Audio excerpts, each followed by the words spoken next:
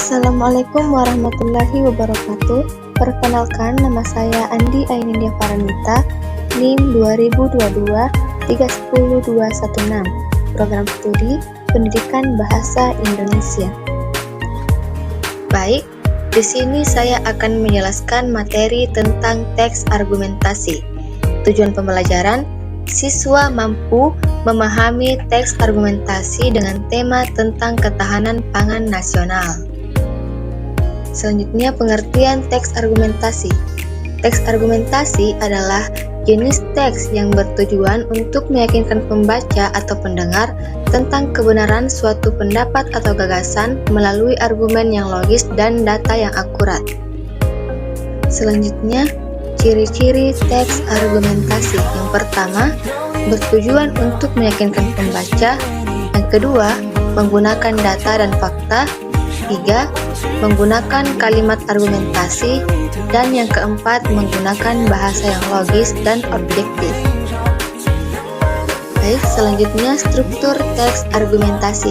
Yang pertama, pendahuluan atau tesis, yaitu pengenalan topik dan pernyataan pendapat. Dua, argumen atau argumentasi, yaitu penjelasan dan bukti untuk mendukung tesis. Ketiga, penjelasan atau eksplanasi, yaitu penjelasan lebih lanjut tentang argumen. Dan terakhir, keempat, penutup atau kesimpulan, yaitu ringkasan dan reiterasi tesis. Selanjutnya, bahasa dan gaya. Yang pertama, bahasa yang logis dan objektif. Dua, kalimat yang jelas dan efektif. Tiga, penggunaan kata-kata persuasif. Empat, tidak menggunakan bahasa emotif atau subjektif. Dan yang kelima, menggunakan istilah teknis terkait topik.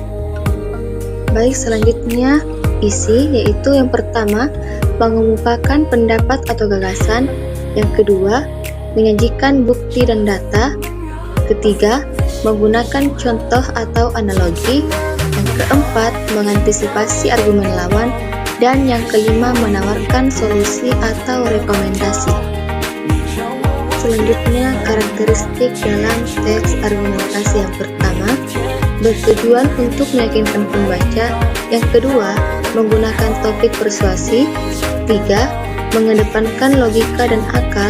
Keempat, menghormati pendapat lawan. Dan yang kelima, menyajikan informasi yang akurat dan relevan. Selanjutnya, jenis-jenis kalimat. Yang pertama, kalimat deklaratif atau menyatakan fakta. Yang kedua, kalimat imperatif atau memberi perintah. Ketiga, kalimat retoris atau mengajukan pertanyaan. Keempat, kalimat argumentatif atau menyampaikan pendapat. Dan selanjutnya, kaidah kebahasaan. Yang pertama, kaidah kesepadanan atau kohesi. Yang kedua, kaidah kepaduan atau koherensi. Tiga, kaidah kejelasan. Dan keempat, kaidah keefektifan. Baik, yang selanjutnya yaitu analisis teks argumentasi tentang ketahanan pangan nasional. Yang pertama, identifikasi tesis, apa yang ingin disampaikan oleh penulis. Yang kedua, identifikasi argumen, apa bukti yang digunakan untuk mendukung tesis. Yang ketiga, analisis struktur kalimat, apakah kalimat-kalimatnya logis dan efektif. Dan yang keempat yaitu evaluasi kekuatan dan kelemahan argumen. Berikutnya, pengertian membaca kritis.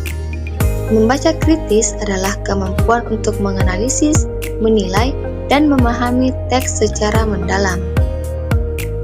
Baik, di sini terdapat 7 jenis membaca kritis. Yang pertama, mengidentifikasi simpulan penulis. Yang kedua, membedakan fakta dan opini. Ketiga, menilai kelayakan penulis. Keempat, mengidentifikasi kesalahan argumen. Yang kelima, menyusun ulang bacaan. Yang keenam, memahami makna bacaan secara tersirat. Dan yang ketujuh, melakukan evaluasi. Selanjutnya, contoh teks argumentasi tentang ketahanan pangan nasional. Judul, meningkatkan ketahanan pangan nasional melalui pengembangan pertanian lokal. Ketahanan pangan nasional merupakan prioritas strategis bagi Indonesia. Meningkatkan produksi pangan lokal melalui pengembangan pertanian lokal adalah kunci untuk mencapai ketahanan pangan yang berkelanjutan. Pengembangan pertanian lokal dapat meningkatkan produksi pangan nasional. Data dari Badan Pusat Statistik atau BPS menunjukkan bahwa produksi padi lokal meningkat 12% dalam 5 tahun terakhir. Ini menunjukkan bahwa pengembangan pertanian lokal efektif meningkatkan produksi pangan. Pengembangan pertanian lokal juga mengurangi ketergantungan pada impor pangan. Impor pangan membebani anggaran negara dan mempengaruhi stabilitas harga. Dengan meningkatkan produksi lokal, kita dapat mengurangi impor dan menjaga stabilitas harga. Pengembangan pertanian lokal juga meningkatkan pendapatan petani. Dengan harga jual yang lebih tinggi dan biaya produksi yang lebih rendah, petani dapat meningkatkan pendapatan mereka. Ini berdampak positif pada perekonomian lokal dan meningkatkan kesejahteraan masyarakat. Pengembangan pertanian lokal merupakan strategi efektif untuk meningkatkan ketahanan pangan nasional. Dengan meningkatkan produksi pangan, mengurangi ketergantungan impor, dan meningkatkan pendapatan petani, kita dapat mencapai ketahanan pangan yang berkelanjutan. Oleh karena itu, perlu dilakukan perluasan dan pendalaman pengembangan pertanian lokal untuk meningkatkan pangan nasional. Baik, itulah tadi penjelasan terkait materi teks argumentasi dengan tema ketahanan pangan nasional. Sekian, wassalamualaikum warahmatullahi wabarakatuh.